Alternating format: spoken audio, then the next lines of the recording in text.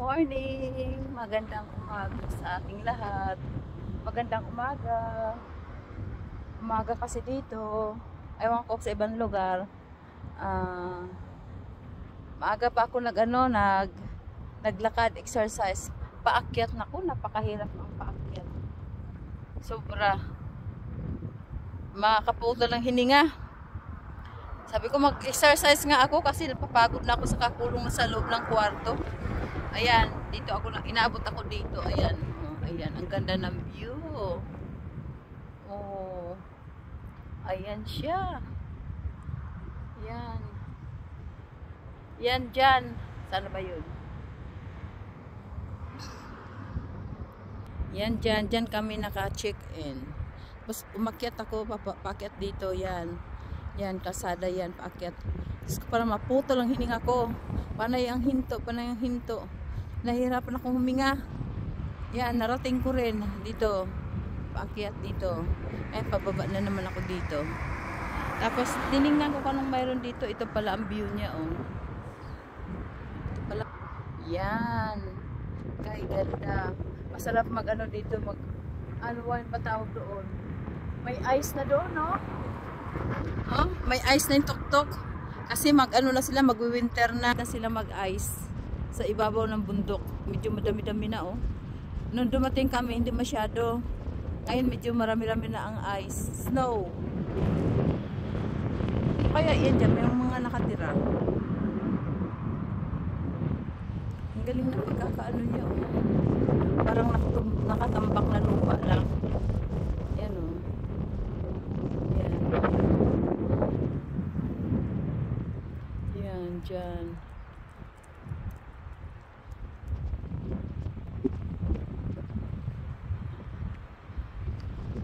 Kukunti lang ang patag.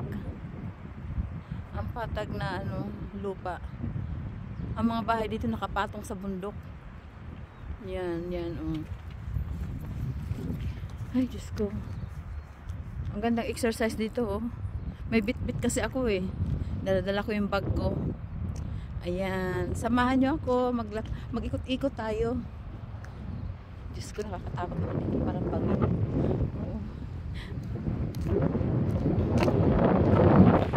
Bagong gawang ano, ewan ko kung bahay yan o ano, parang apartment, rental, yung nirerentahan nila. Wow, ang sarap ng hangin, oh. Ayan ang itaas, oh. Yan, oops, may kalsada. Ayan, oh. Yung bus na sinasakyan namin nung umaakyat dito, yan, paakyat dun sa taas bago siya bumalik. Ewan ko saan nasaan ang last na ano niya, yung tawag dito, yung stop na iikot na siya. Yun. Doon, oh, may ginagawa pa sa tuktok, oh. Merong ano, tawag nito, ano ba itong tawag nito, yung nagbubuhat ng mga ano, mabibigat. Crane ba yung tawag doon? Crane. Just mayo. Ayan, ang ganda ng ano. Ang ganda ng view nito pag natapos nakatanaw doon sa ano, sa lake. Ganda ng kanilang ano, pwesto. Yan. Mahal ang ano, mahal ang rental ng mga naka-front sa ano, naka-front sa lake. Iba ang price niya. Pricey siya kaysa walang ano, walang balkonahe. Ano kaya ito? Parang dagat? O ano ba ito? Parang siyang dagat, eh. Blue na blue. Maglakad-lakad ako. Mamaya na ako uwi. Ay, apartment. Apartment ka siguro ito. Kasi, oh. Fernhill Apartments. Mga apartments nga.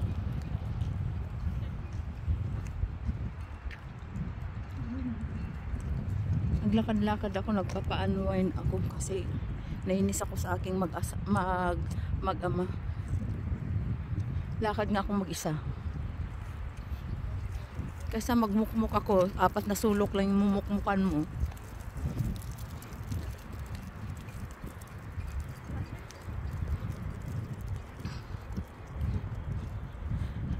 Hindi ako magugutom, hindi ako mauuhaw kasi may dala akong prutas, may dala akong tubig. Kaya okay lang yun. Mag-ikot-ikot ako dito. Ang ganda ng hills, oh. Sabi ko sa asawa ko kung may ano ito, kung may house residence, kung may yung bang mga volcanic na ano pumuputok, hindi daw kasi malamig dito. Sa mainit na lugar lang daw ang volcanic pumuputok. Ito parang vulkan eh.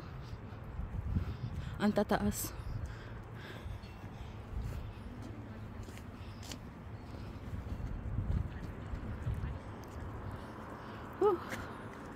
Mukhang Pilipino ito.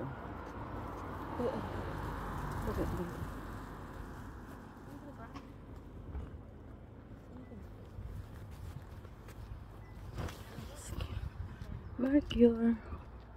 Maglakad-lakad ako. Mukhang may Pinoy na nakatira dito. Diyan sa bahay na yun. Ang Pinoy nakita ko. Ang gawa ng bahay.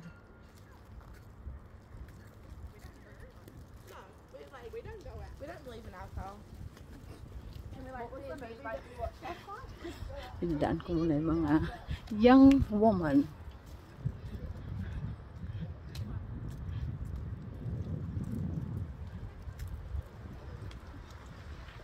Ay, ayun ang bus. Oh, ang bus. Oh, dumaan na. Mataas. Ilang minuto kaya bago sila bumalik.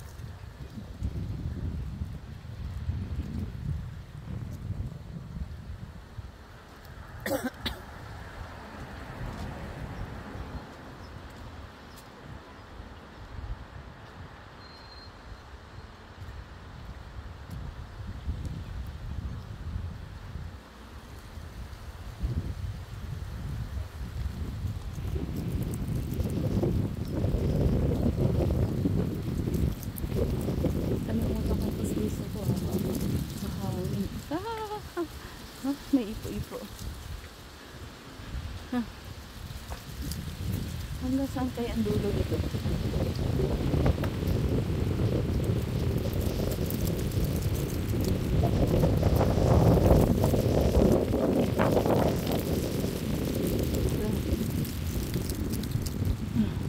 Naglalagas yung mga dahon hanggang wawagsin.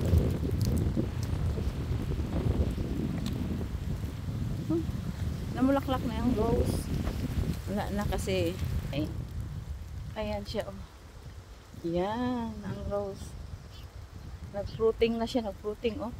May fruits na, oh.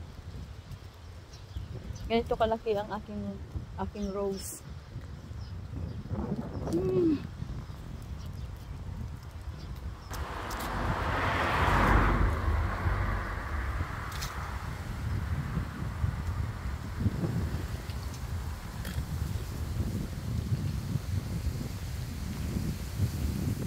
Ano ba ang area dito? Baka mamaya hindi na ako makabalik, hiningal na ako. Ayan, oh. Parang bilya yung kabila. Ay, yung dulo. Ang ganda ng mga bagong design, oh. Bagong design.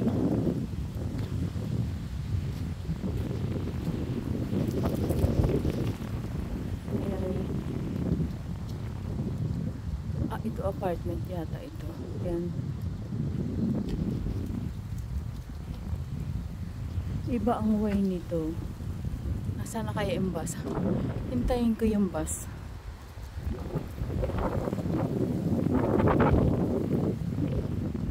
Kaya naabot ang bus na yan. Ay, nakakatakot ang ano. Pero mo naman umatarik yan. Yung bus.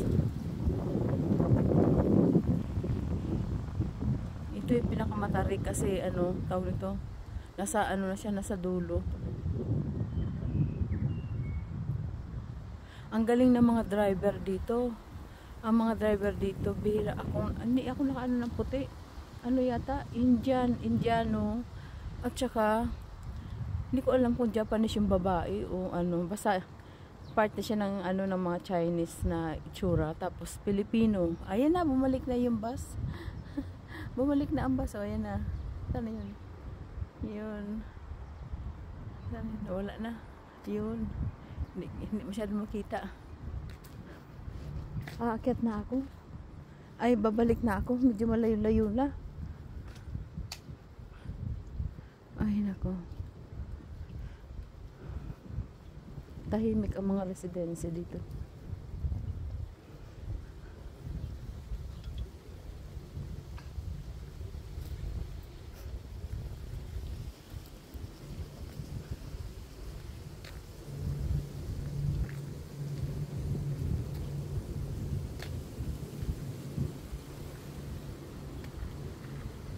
Ganda ng kulay ng tree o dilaw.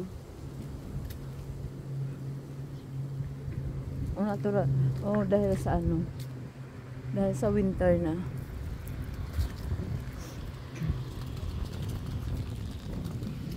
Grabe. Blue ang kulay ng ano ulap. Naiinip na ako. Gusto ko nang umuwi.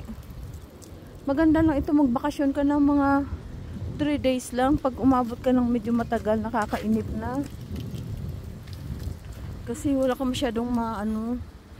Yun lang, mga magandang place. Hindi kasi nung kalakihan. Naiinip na ako. Gusto ko na umuwi. Ano na ba ngayon? Sunday na ngayon. Sunday ang sakay namin uli. Ano tawag nito? Okay. Ano yan? Plane? Plane nga. Sunday, Monday, Tuesday, Wednesday. Balik na kami. Sakay na kami uli ng plane. Magpa-flight kami ng 4 o'clock. Naiinip na ako. Gusto ko na umuwi. Kasi dito wala kang ginagawa. Matulog, mag-ikot-ikot, mamasyal. Nakaka-boring din. Tapos uuwi ka, 4 na sulok na kanto lang ng bahay, ng kwarto kasi ano lang yun eh. Room. Tapos yung manood ka ng TV, hindi mo maano, wala silang Netflix. Boring. Pag nasa labas ka naman, hindi ka malamig. Pag taglamig, hindi mo magagawa lahat ng gusto mo, lalo na kung hindi naman malawak. Bagay ito sa mga first time na papunta, mga 2 to 3 days. Pag lumagpas ka na dun, parang gusto mo nang umuwi. Ang makita mo lang dito, mga view. Pagkatapos niyan, hindi mo naman pwedeng balik-balikan, nakakasawa. Hinahanap-hanap na ng katawan ko yung trabaho ko sa bahay. Ito pa, may pink. May pink na rose. Ayan. Ano na siya, tapos na siyang namulaklak. Ayan siya. Uwi na ta. Balik na ako. Babalik na ako.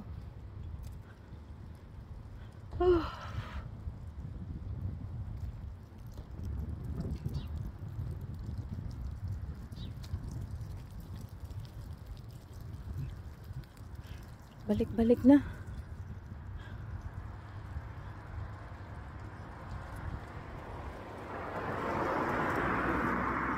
Ayan, may sun.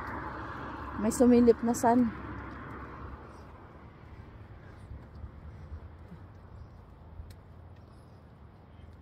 Tabi-tabi po. Maupo mo muna ako. Napagod na ako. Ay, may hagdan pala dito sa baba. Hagdan.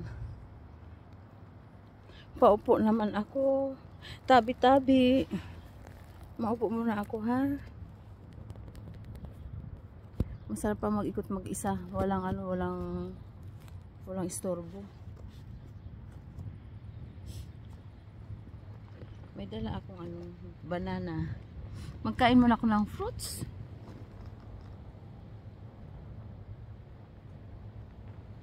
May boat. Ayan yung floating boat. Yan ang sasakyan namin dapat. Sasakyan namin, yan naka-floating boat. Tawag yan floating boat. Freelance daw yun, ewan ko magkano ang bayad. Kaya lang sinusumpong ako ngayon dahil sa gawa nilang dalawa. Lumayas muna ako. Wala sila dyan. Panay na lang ang sorry na sorry. Sige pa rin na sige. Nakakasawa na, nakakasama ng loob. Lumayas nga ako mag-isa. Bahala kayo dyan. Bahala kayo mag-ama. Dito ako. Mabuti pa yung maglayas ako mag-isa dahil walang nag-aano sa akin. Kasi pagkasama sila, paupo ako dito, malaking puno. Upo muna ako.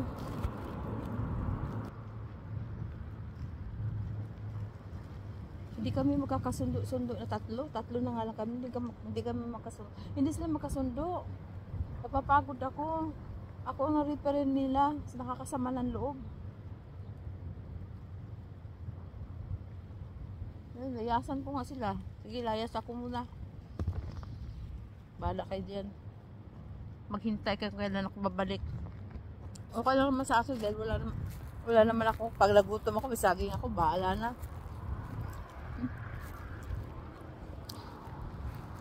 Upo lang ako dito. Upo muna.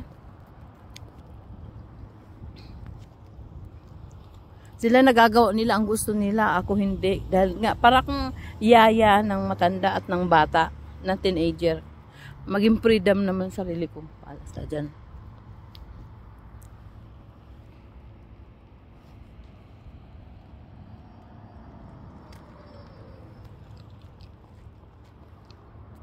Yung Asian naglalakad. Oh. Chinese, ewan ko Chinese ba? Naka-umbrella.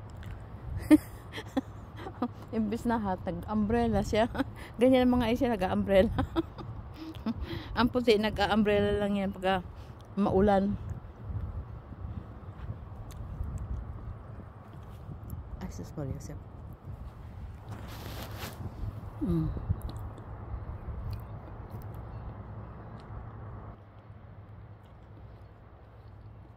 Bahala magalit yan si asawa ko.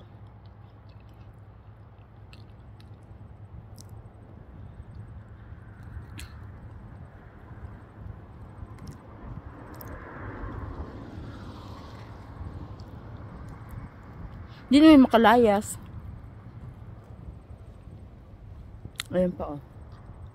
Doon muna sila sa bahay nila. Katsa muna ako, bahala kayo dyan. Ayan, oh. Ayan ang nakakatakot, oh. Yan. Kasi gumigewang-gewang yan, eh. Kung akong pasasakayin, doon ako sa malaki. Ayoko niyan.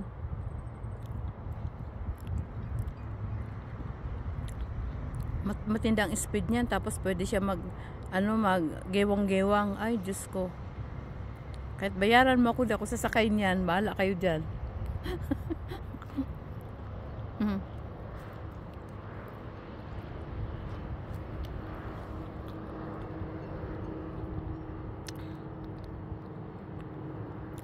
Maganda na itong lugar na ito ng Queenstown, New Zealand. Mag-holiday. Kung dito ka titira, maliban na kung magandang trabaho mo. Magandang trabaho, magandang offer. Pero pag hindi, kung ako lang, hindi ako titira dito. Nakaka-bored.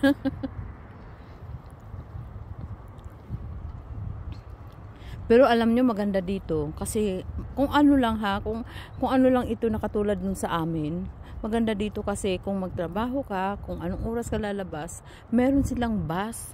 Ang bus nila dito, halos, katumbas ng Pilipinas. Tawag nito, biyahe ng maaga.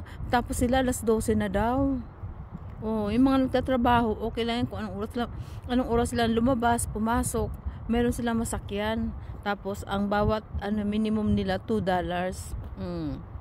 Ikaw nagtatrabaho ka at hindi mo kayang magkaroon ng sasakyan. Siyempre, pag bumili ka ng sasakyan, kung may pera kang pambili, ayos yun. Pero yung maintenance at saka yung mga, kung ano-ano pa yan dyan, hindi mo nakakayanin yun. Maigi pa mag-bus ka. Nakaupo ka lang, ihahatid ka ng bus. Hindi ka na magdadrive. Kapagod din kayo mag-drive. Oh, diba? Easy ang dito.